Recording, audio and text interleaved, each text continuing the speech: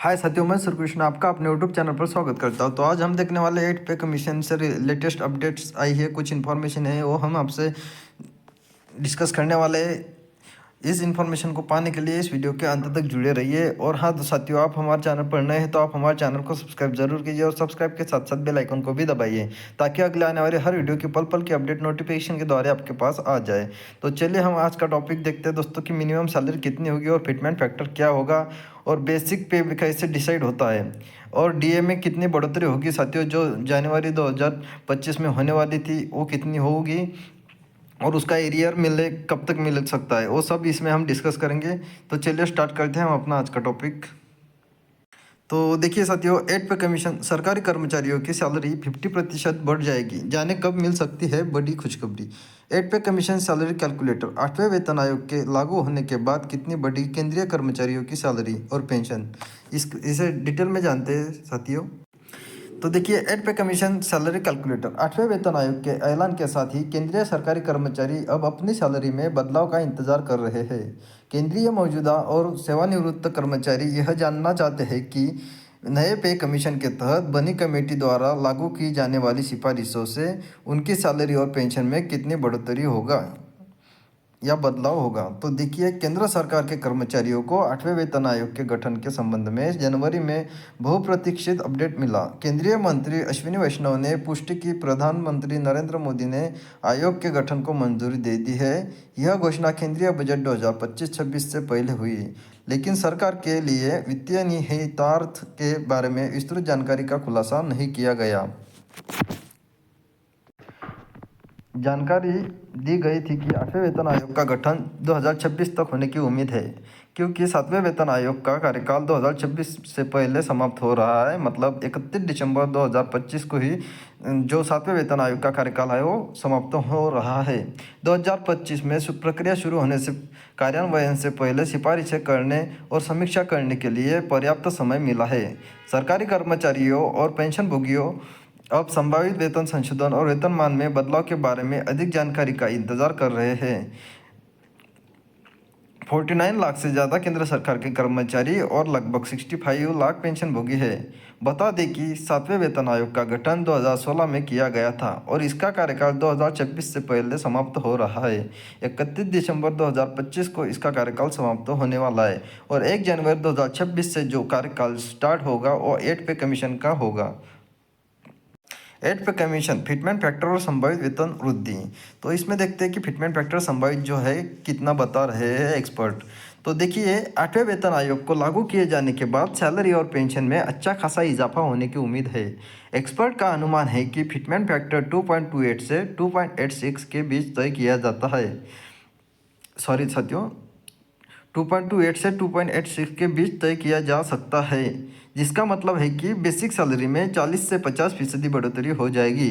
Expert के मुताबिक fitment factor 2.6 से 2.85 के बीच रह सकता है, जिसमें सीधे तौर पर केंद्रीय कर्मचारी की रिवाइज बेसिक सैलरी और पेंशन कैलकुलेशन पर प्रभाव पड़ेगा। आगे देखते हैं सैलरी और पेंशन 8 पे कमीशन में। 2.6 और 2.85 के बीच फिटमेंट फैक्टर से पेंशन बढ़ोतरी के अलावा बेसिक सैलरी में 25 से 30% का इजाफा हो सकता है।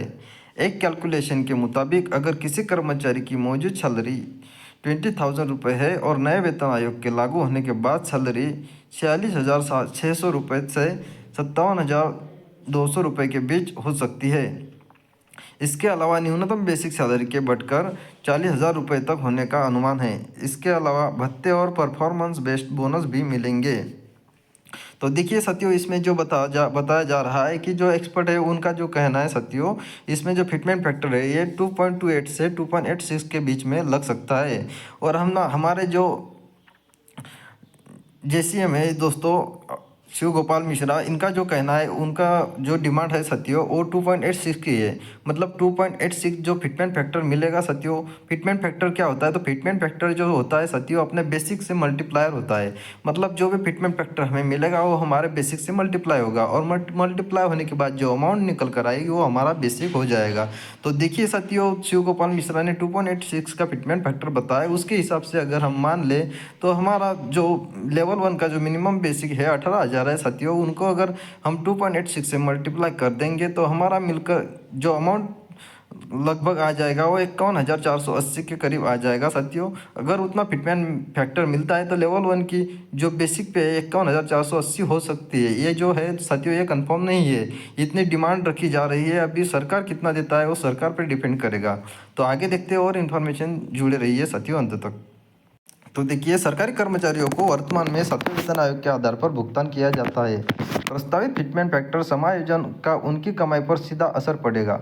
उदाहरण के लिए यदि 2.0 पर सेट किया जाता है तो मूल वेतन 36,000 रुपये तक बढ़ सकता है। तो देखिए साथियों, लेवल 1 का जो मूल वेतन है बेसिक 18,000 है। अगर 2.0 सेट किया जाता है दोस्तों एग्जाम्पल के तौर पर, तो 36,000 बेसिक हो जाएगा, जो कि 100% की बड़ी वृद्धि है।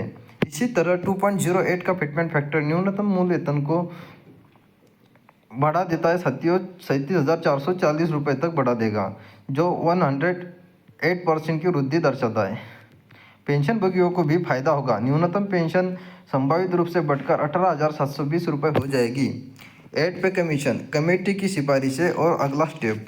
अगले चरण में सिफारिशों का आकलन करने और उन्हें अंतिम रूप देने के लिए एक समिति का गठन करना शामिल है। एक बार जब समिति अपना काम पूरा कर लेगी तो वह अपने निष्कर्ष केंद्र सरकार को सौंपेगी, जबकि सरकारी कर्मचारियों को पहले घोषणा की उम्मीद थी। रिपोर्टों से पता चलता है कि समिति के सदस्यों को इस महीने के अंत तक नामित किया जा सकता है। कार्यान्वयन की समय सीमा कर्मचारियों और पेंशनभोगियों के लिए एक प्रमुख चिंता का विषय बनी हुई है। 8वां वेतन आयोग 2026 तक पूरी तरह फंक्शनल होने की उम्मीद है। संशोधित वेतन जनवरी 2026 से प्रभावित होने की संभावना है। हालांकि जब तक आधिकारिक संरचना और सिफारिशों को अंतिम रूप नहीं दिया जाता, तब तक केंद्र सरकार के कर्मचारियों को आगे के अपडेट के लिए इंतजार करना होगा। 8 पे कमीशन देगा महंगाई से राहत। तो देखिए साथियों, महंगाई से क्या राहत मिलेगी। तो 8वां वेतन आयोग केंद्र सरकार के कर्मचारियों और पेंशनभोगियों के लिए महत्वपूर्ण वेतन वृद्धि का वादा करता है।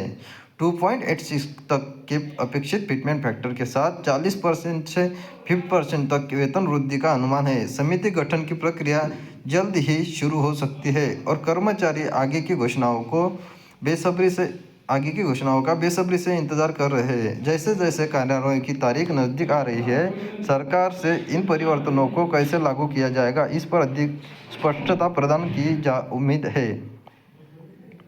तो देखिए साथियों, जो इन्फॉर्मेशन हमने आपको बताई है वो आपको अच्छी लगी होगी, हम ऐसी उम्मीद करते हैं। और देखिए साथियों, जो हमने फिटमेंट फैक्टर बताया है वो उम्मीद जताई जा रही है कि उतना मिल सकता है।